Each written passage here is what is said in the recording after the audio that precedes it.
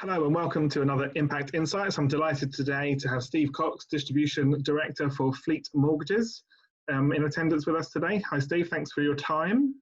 Hi Dale.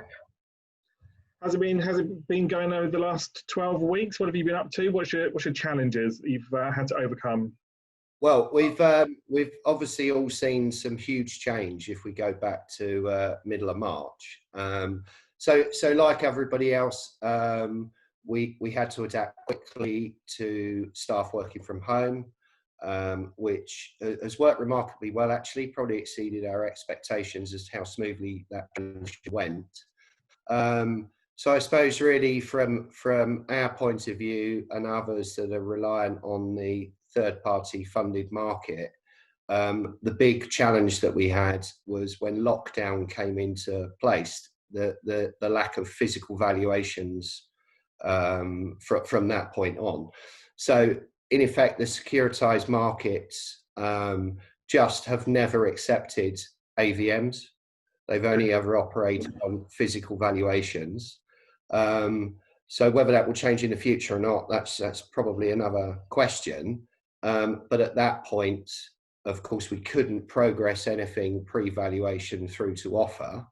And for the period that valuations weren't permitted, we couldn't move anything along.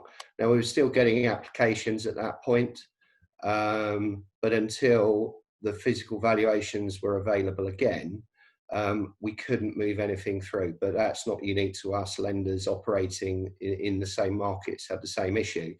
I think the other challenge that we had pretty much straight away was the markets going into a bit of turmoil around that time, which effectively froze the securitized markets, meaning funders were nervous as to what was going to happen. And as a result of that, you would have seen us and other lenders in the same using the same model very quickly and with very little notice, having to withdraw products, relaunch products with pretty much no notice whatsoever. Now, that's obviously not the way we like to do business with Impact or any broker. But it kind of went into meltdown extremely fast. We had to react to the lack of confidence the funders had into what was happening and the uncertainty. So hopefully since then things have calmed down somewhat. Sure. I think we're beginning to see a few green shoots. Yeah. Have you got a backlog with the valuations and the cases that you had in pipeline that were sort of stuck without the physical vows? Pretty much most of those are through now. I think what we will still find is SLAs for valuations that they're not going to be what they were. No. With the added safety procedures that need to take place to keep both occupiers and the surveyors safe. But we're kind of in terms of the valuation process, we're kind of walking towards a new normal. Yes, it's going to take a bit longer, but the valuations are happening. Sure. I think, you've come back into the market really strongly. You come back with a 75% proposition. How has that gone down in the marketplace? Well, it's gone down remarkably well. It was something that we obviously wanted to get back closer to where we were before. So working closely with our two funding partners, even during the period when valuations weren't available, we've able to come back with a competitive range that the brokers seem to like. So I think it's a very strong indicator. I wouldn't want to say we're on the up to BAU, because BAU is going to be what is it? It's going to be a new kind of BAU. Sure. But it's certainly far more positive in terms of how the market sees things progressing from here, and certainly feels a lot better than being at 60% LTV with no valuations. Absolutely. And the first quarter of the year was really remarkable for everybody. It just seemed to be going, on a really nice upward curve, obviously until the virus kicked in. Do you think this now creates a very uncertain future for landlords, or are these little green shoots really going to be of great assistance to them? I think what has surprised us in a positive way is since we've had the valuations open and therefore effectively processing business as close to normal as possible, as well as the new product range, we've actually seen an uptick in purchase mix as opposed to remortgage. Wow. Now, it's quite early days still. However, having spoken to a number of landlords and advisors, if anything, landlords see that perhaps the demand for rental could thrive as we go through this crisis. So it's probably, the start point to that is probably no different from where we entered the crisis, which is people have got to live somewhere. There isn't a great deal of social housing policy we have to support that, which tends to lend itself to PRS. So if you follow that logic through, perhaps buy-to-let may, in a bizarre way, benefit from this crisis. Okay, that's really positive. With that in mind, you've obviously been inundated with the mortgage payment holidays with regards to the government schemes and what have you. We're on to round 2 now. How have you found it? Are you concerned about the number of landlords that have taken these holidays? How are you going to look at them moving forward?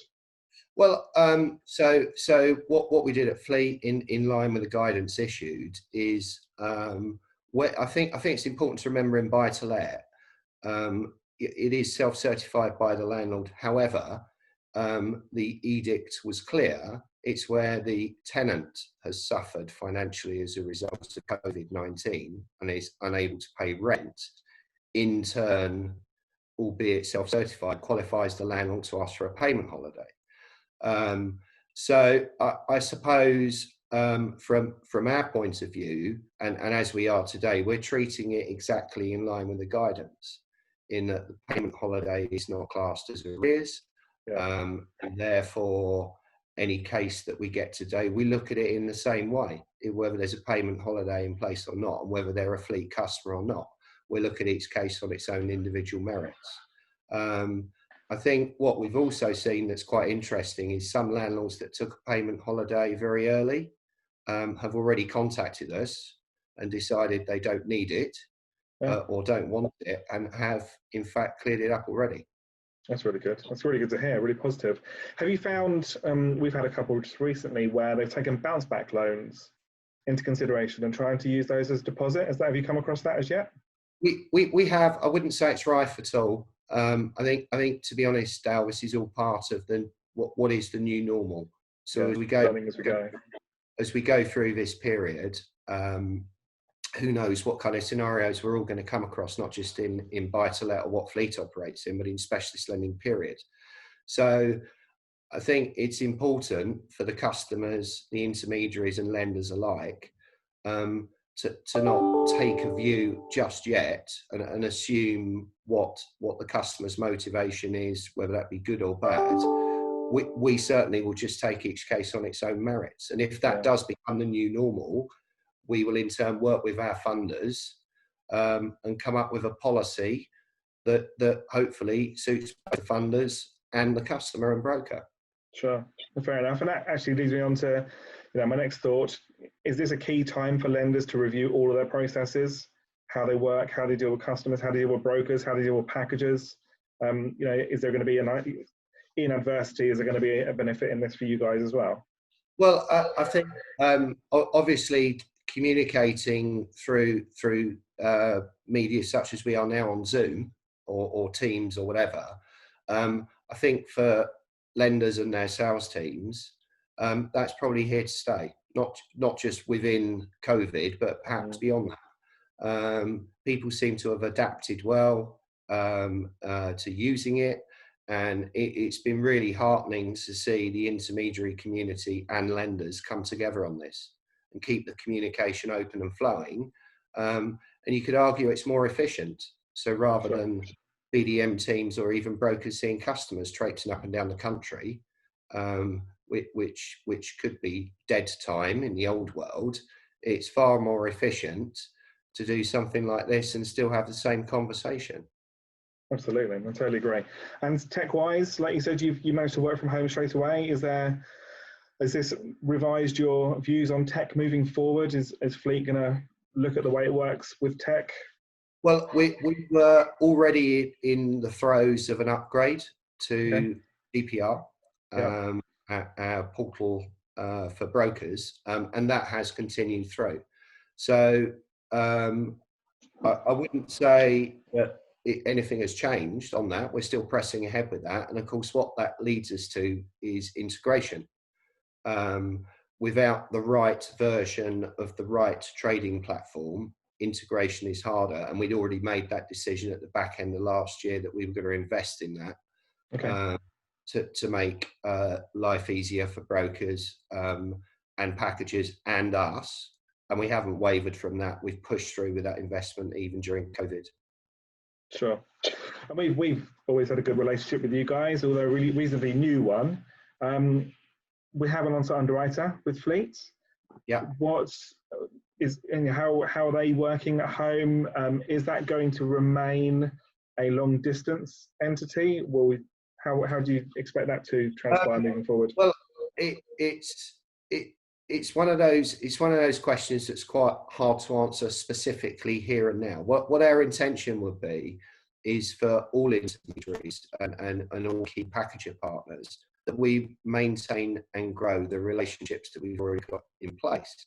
So face-to-face business per se, my view, and that includes on-site underwriters with chosen partners, it will come back.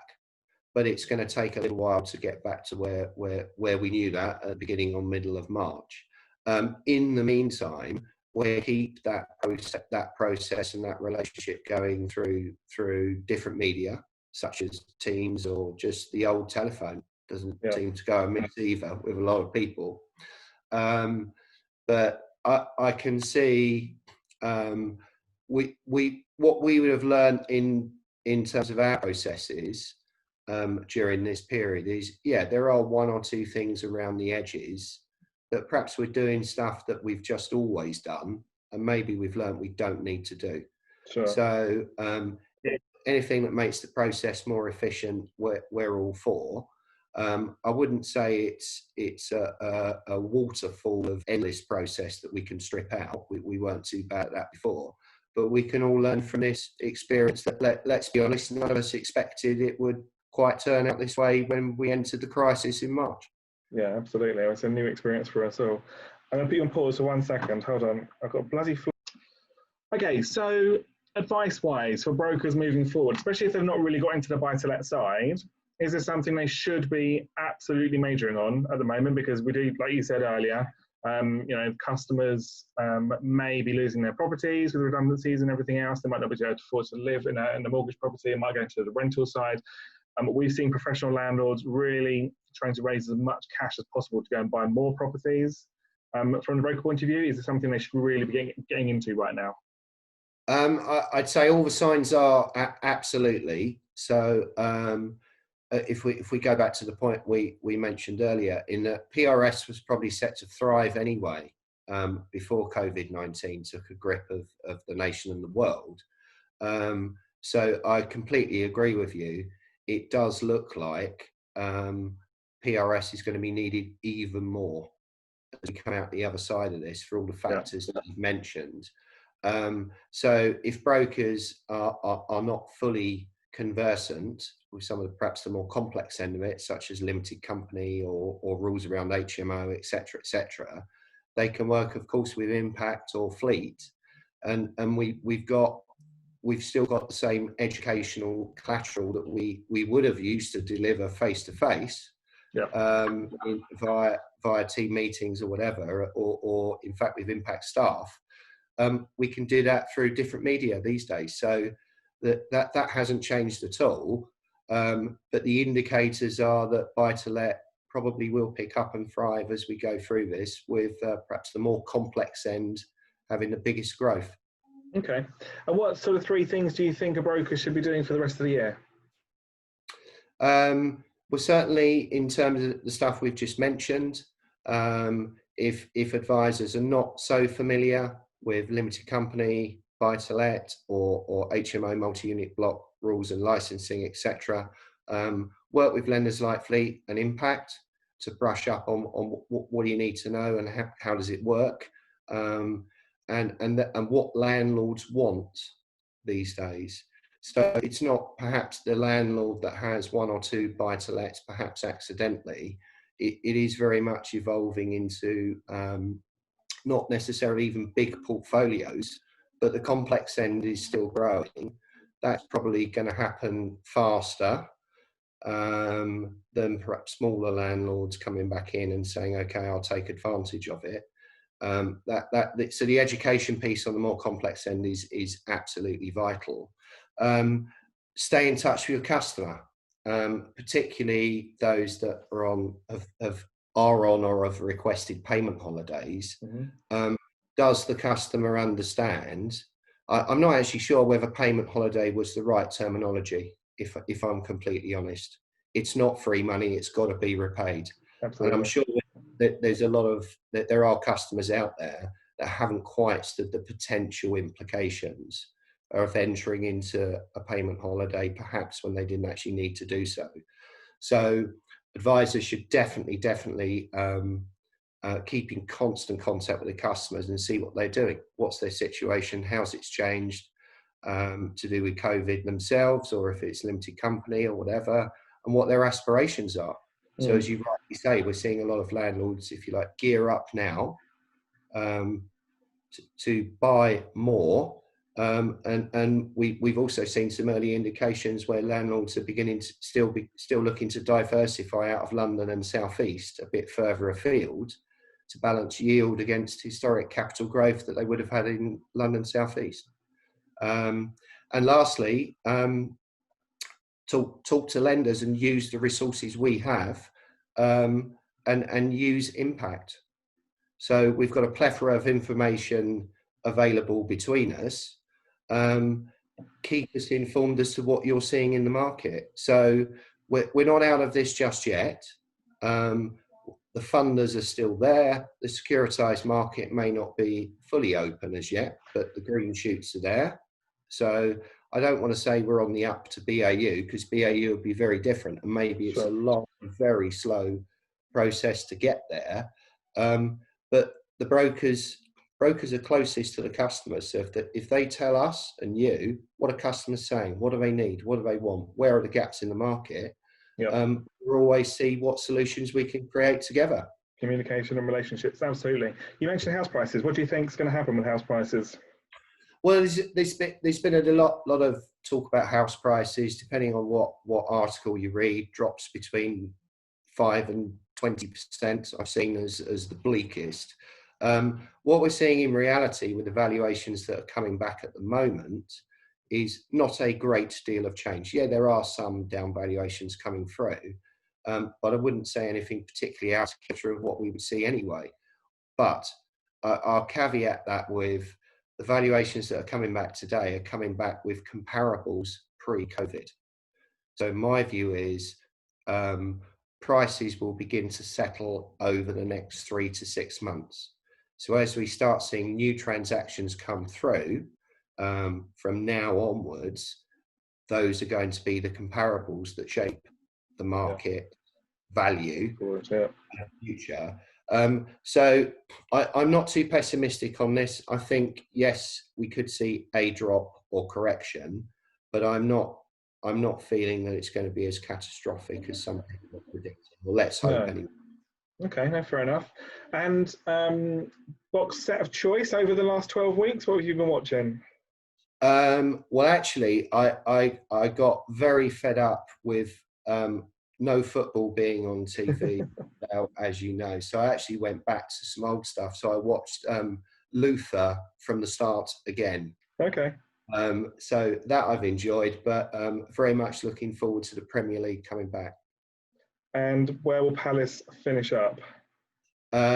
Well, being pretty much safe already, 39 points with not many games to play. As long as we're still in the Premier League, I'm happy.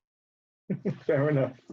Steve, that's been very valuable. Thank you very much for your time. No Thank you very much for watching Impact Insights. Keep an eye out. We'll have some more of these soon. In the meantime, stay safe.